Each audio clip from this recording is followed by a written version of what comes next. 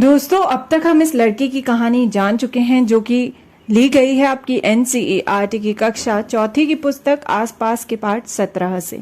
तो ये जो लड़की है इसका नाम है नंदिता, जिसे अपना गांव छोड़ आना पड़ा अपने मामा के यहाँ मुंबई, क्योंकि उसकी माँ की तबीयत जो थी काफी खराब थी, जिस कारण उसे मुंबई आना पड़ा। क्योंकि मुंबई शहर जो है वो बड़ा शहर है जहां पर अस्पताल की सुविधाएं गांव से बेहतर है।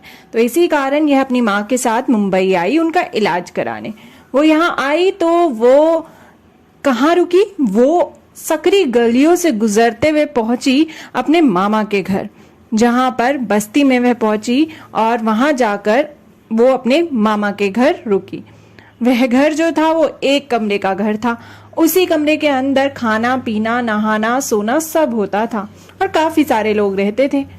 नंदिता याद करती है कि उसके गांव के घर में भी एक ही कमरा था, लेकिन नहाने और खाना पकाने की जगह जो थी वो बाहर की ओर थी और एक आंगन भी था।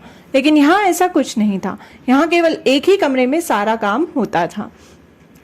नंदिता ने हमें यह भी बताया कि वो रोज सुबह 4 बजे पानी भरने नल पर जाती है अपनी मामी के साथ, और वहां पर बहुत झगड़े होते हैं क्योंकि पानी भरने का एक समय होता है, उसी समय तक पानी आता है। तो सुबह 4 बजे ही वहां लाइन लग जाती है और अगर लेट हुए तो समझो कि पानी नहीं मिलेगा।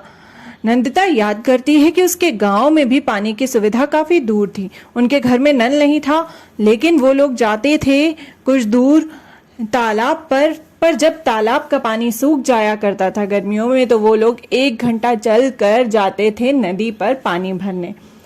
लेकिन यहाँ पर तालाब या नदी नहीं थी, नल था, जिस एक नल से सारी बस्ती के लोग जो थे वो पानी भरते थे। लेकिन क्योंकि लोग ज्यादा थे और पानी कम, उस कारण से काफी झगड़े होते थे। सुबह सुबह लाइन लग जाती थी। अब नंदिता जो है वो हमें आगे की कहानी बताने वाली है कि और किस तरीके की परेशानियों का उसे सामना करना पड़ा जब वो गांव से आई मुंबई। तो चलिए नंदिता से आगे की कहानी जानते हैं। मामा की गली के एक कोने पर टॉयलेट बना है। गली के सभी लोग वहीं जाते हैं। इतनी गंदगी और बदबू, वहां जाने में मुझे पहले तो मितली आती थी। अक्सर वहां पानी भी नहीं होता, पानी साथ ही ले जाना पड़ता है। अब तो इस सब की आदत पड़ गई है।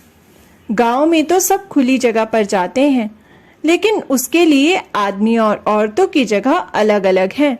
तो दोस्तों, नंदिता ने हमें बताया कि बस्ती में और उसके गांव में शौचालय की सुविधा कैसी थी, यानी कि टॉयलेट फैसिलिटी। उसने बताया कि बस्ती का जो शौचालय था वो गली के एक कोने में बना था, जहां पर सभी बस्ती के लोग जाया करते थे। वो शौचालय कुछ इस तरह का था। यह तस्वीर ली गई है www.actionindia.org से, जो कि वैसी ही तस्वीर है जैसे कि नंदिता के मामा के यहाँ टॉयलेट हुआ करता था, कुछ वैसी ही, जहां पर सारे लोग आया करते थे बस्ती के। तो वहां पर तो नंदिता को शुरू में जाने में बहुत मितली आती थी। मितली यानी कि घिन आती थी उसे शुरू में, लेकिन फिर उसे धीरे धीरे आदत पड़ गई। साथ ही उसने ये बताया कि वहां पानी भी नहीं होता था, तो उन्हें साथ ही पानी लेकर जाना पड़ता था। गांव में ऐसा नहीं था। गांव में सब खुले में शौचालय जाते थे, वहां पे कोई टॉयलेट नहीं हुआ करता था।